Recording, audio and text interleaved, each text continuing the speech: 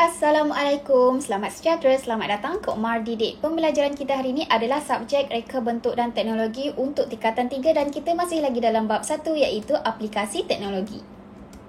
Okey, dalam bab 1 kita dah habiskan ke semua subtopik lah. Subtopik pertama sampai subtopik yang ke-7. Jadi hari ini kita akan buat sedikit rumusan dan juga latihan pengukuhan tentang apa yang kita dah belajar dalam bab 1.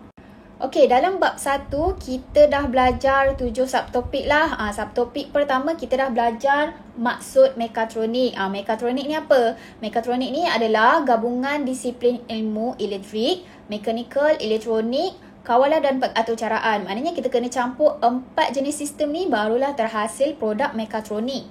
Okey, untuk subtopik kedua, kita dah belajar kenal pasti elemen dalam mekatronik. Untuk hasilkan produk mekatronik, kita kena ada 4 elemen. Yang pertama, sistem elektrik. Kedua, sistem elektronik, sistem mekanikal dan juga sistem kawalan pengaturcaraan lah. Untuk sistem elektrik, kita gunakan sebagai sumber kuasa untuk hidupkan kita punya produk. Sistem elektronik, kita gunakan diode, kita gunakan transistor dan sebagainya. Itu dalam elektronik lah.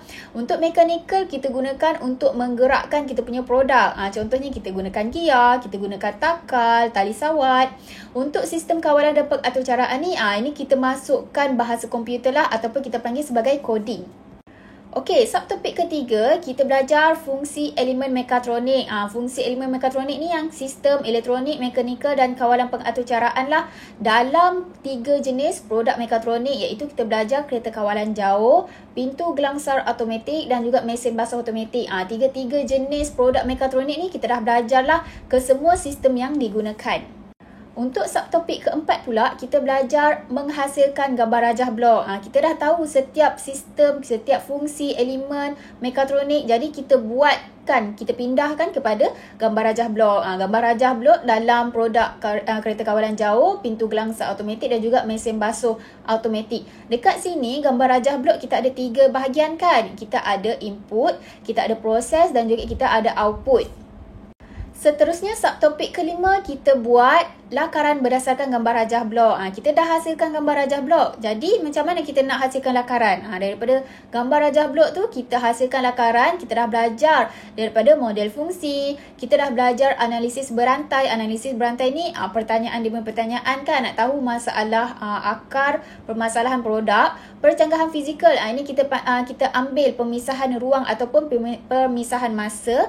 Dan juga lakaran 3D. Kita buat beberapa lakaran idea dan kita ambil lakaran akhir sebagai lakaran 3D kita lah, lakaran bermaklumat.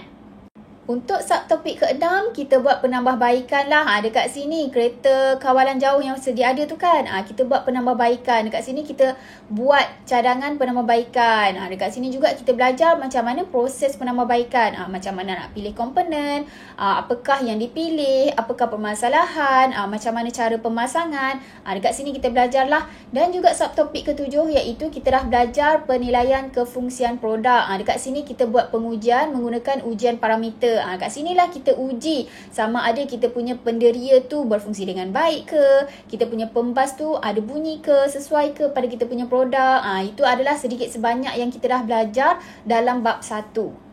Okey, jadi tibalah masa untuk kita buat latihan pengukuhan minda. Okey, pelajar boleh buka muka surat 34 dalam buku teks RBT tingkatan 3. Okey, kita pergi pada bahagian A dulu. Nombor 1, reka bentuk mekatronik bermaksud reka bentuk produk atau sistem yang menggabungkan disiplin ilmu. Awak nampak kan perkataan disiplin ilmu? Awak nampak kan perkataan mekatronik? Okey, untuk kita hasilkan produk mekatronik ni, kita kena gabungkan 4 jenis sistem. Apakah 4 jenis tu?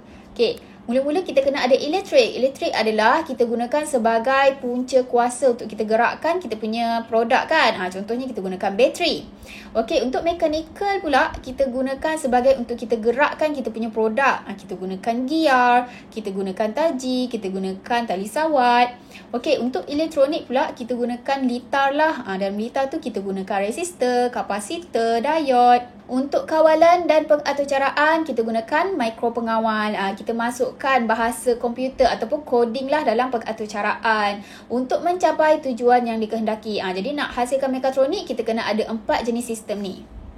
Okey, soalan nombor 2, apakah juga merupakan kaedah yang digunakan untuk menerangkan fungsi elemen di dalam reka bentuk mekatronik lah. Jadi, apa dia yang dia akan terangkan fungsi elemen? Fungsi elemen ni kena ada supaya kita faham apakah yang digunakan dalam produk tu. Jadi, nombor 2 ni jawapan dia adalah gambar rajah blok. Kalau awak ingat balik kan, gambar rajah blok ni kita ada 3 jenis lah, 3 tahap. Yang pertama, input, proses dan juga output. Input ni selalunya kita akan masukkan apa-apa dalam peranti masukan lah. Dan proses ni kita akan menggunakan mikro pengawal. Dekat sini dia akan proses kita punya input dan akan keluarkan kepada peranti keluaran dekat output. Okey, soalan nombor 3, antara kriteria pemilihan lakaran idea penambahbaikan reka bentuk mekatronik. Kalau kita nak buat lakaran tu kena ada apa?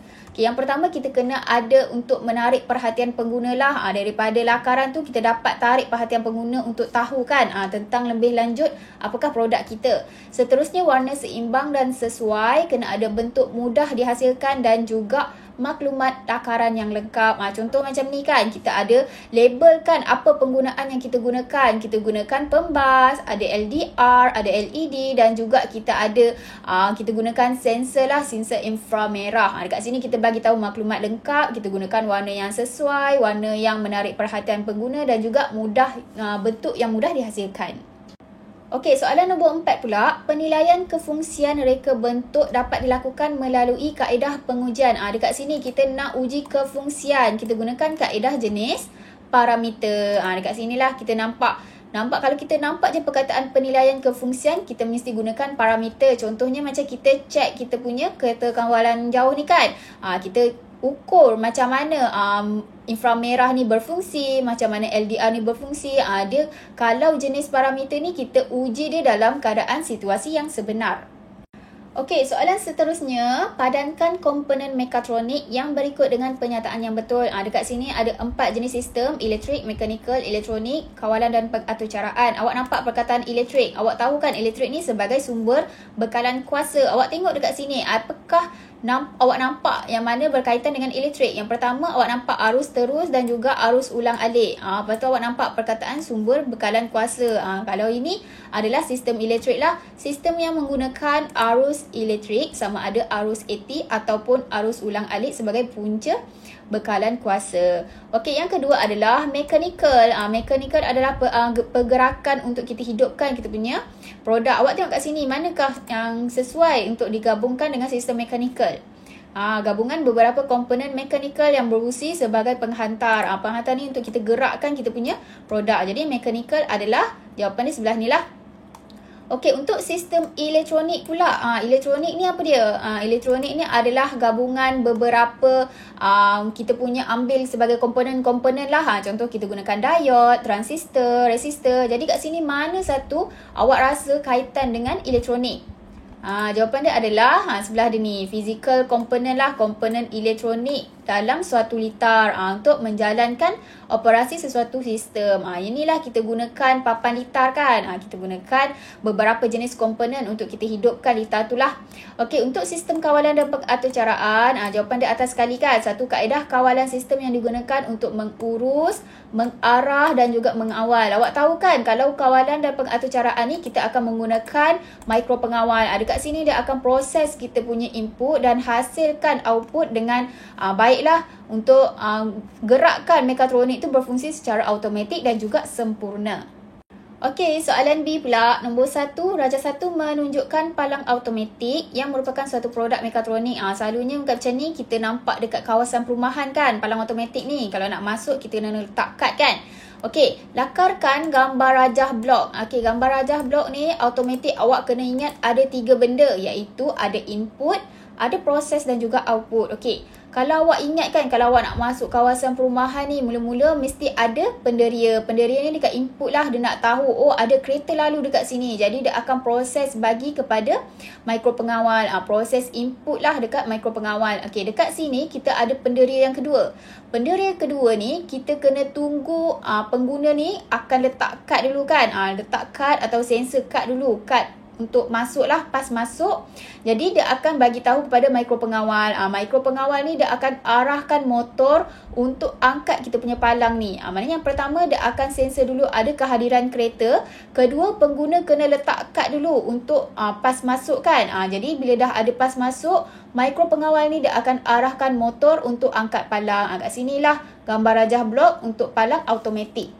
Okey, soalan nombor 2. Rajah 2 menunjukkan suatu produk mekatronik. Dekat sini dia nak nyatakan bahagian mekatronik yang terdapat pada produk mekatronik. Okey, mekatronik ni awak tahu kan ada 4 sistem, iaitu sistem elektrik, elektronik, mekanikal dan juga kawalan pengaturcaraan. Okey, kat empat-empat ni kita kena bagi tahulah apa dia. Mekanikal kita gunakan gear. Gear ni untuk apa? Untuk tekan pewangi tu kan. Supaya pewangi tu boleh keluarkan bau. Elektrik kita gunakan bateri untuk hidupkan produk ni kan. Kalau tak ada bateri, tak ada punca kuasa, tak dapatlah kita nak hidupkan produk mekatronik ni. Okey, untuk elektronik pula kita gunakan penderia, sensor lah, dan juga litar bersepadu. Litar sepadu ni kita akan gunakan resistor dan sebagainya lah. Untuk kawalan pengaturcaraan kita gunakan mikropengawal untuk proses input pergi kepada output. Okey, soalan seterusnya, soalan B, terangkan fungsi elemen mekatronik. Tadi kita dah list kan, kita gunakan gear dan sebagainya. Jadi kita nak tahu fungsi setiap elemen tu. Okey, kita letak dalam bentuk jadual lah. Yang pertama, mechanical, kita gunakan gear. Gear untuk apa? Untuk tekanan kepada pewangi untuk menghasilkan semburan. Kalau tak ada gear, tak ada pergerakan, jadi pewangi kita tu tak dapat nak hasilkan semburan lah. Jadi kita gunakan gear untuk tekan pada atas pewangi tu kan, untuk hasilkan semburan. Elektrik, kita gunakan bateri untuk sumber elektrik, untuk kita hidupkan kita punya produk tu. Kalau tak ada bateri, macam mana kita nak hidupkan kan? Untuk elektronik pula, kita gunakan penderia dan juga litar bersepadu. Dekat sini kita letakkan gabungan komponen elektronik lah. Contohnya kita gunakan resistor dan sebagainya lah untuk menggerakkan motor AT bagi penyegar udara automatik. Untuk kawalan dan juga pengaturcaraan, macam biasa kita gunakan mikropengawal lah untuk kita terima dan beri isyarat untuk jalankan fungsi yang diarahkan. Contoh mikropengawal ni dia akan terima isyarat ataupun input dan dia akan bagi arahan kepada output untuk keluarkan fungsi yang telah ditetapkan. Okey, seterusnya soalan C, hasilkan gambar rajah blok bagi produk mekatronik yang ditunjukkan. Okey, gambar rajah blok awak ingat ada 3 jenis kan, iaitu ada input, ada proses dan juga output. Okey, awak senaraikan dalam bentuk jadual lah, senang. Okey, input, proses dengan output. Okey, input kena ada penderia lah untuk kita kesan kan, kesan isyarat tu. Jadi dia akan hantar isyarat kepada proses. Dia akan proseskan isyarat yang kita dapat tu, akan masuk kepada mikropengawal. Jadi mikropengawal ni dia akan bagi arahan pada motor AT dan juga lampu LED untuk gerakkan gear. Jadilah kita punya produk tu kan, produk penyembur minyak wangi tu dia akan keluarkan apa yang telah ditetapkan. Okey, seterusnya soalan D, cadangkan penambahbaikan. Dia nak penambahbaikan pada kita punya produk tu untuk jadikan produk tu lebih berkualiti. Jadi, apakah yang sepatutnya kita letak? Contohnya apa yang awak rasa? Yang pertama adalah kita boleh tambahkan penderia masa dan juga butang on off lah. Contohnya awak dekat luar kan, contohnya pewangi tu dekat dalam rumah tapi awak nak pergi balik kampung ke atau bercuti, kat rumah tak ada siapa kan. Jadi kita tambahkan butang on off tu. Jadi kita boleh offkan dia bila kita tak nak guna. Penderia masa ni kita boleh tetapkan lah setiap berapa minit kita nak dia sembur minyak wangi tu. Okey, contoh yang lain kita boleh tambahkan alat penggera untuk beritahu pewangi tu dalam dia nak kehabisan. Contohnya kalau pewangi tu dah nak habis, dia letak penggera ataupun lampu LED lah untuk bagi tahu pengguna yang dalam botol pewangi tu dah nak habis kan dia punya semburan. Okey, contoh lain kita boleh buat cas menggunakan USB. Maknanya tak perlulah kita asyik nak guna bateri je, kita nak guna pakai buang bateri kan. Jadi kita boleh jimatkan dekat situ, kita gunakan USB untuk kita cas kita punya produk mekatronik ni lah. Okey, kalau awak ada cadangan yang lain lagi, awak boleh usulkan dekat sini lah. Jadi kita akan bincang penambahbaikan apa yang boleh kita tambah lagi dalam kita punya produk. Jadi itu sahaja pembelajaran kita hari ini. Terima kasih kerana sudi menonton. Semoga ianya bermanfaat. Jumpa lagi pada pembelajaran yang akan datang.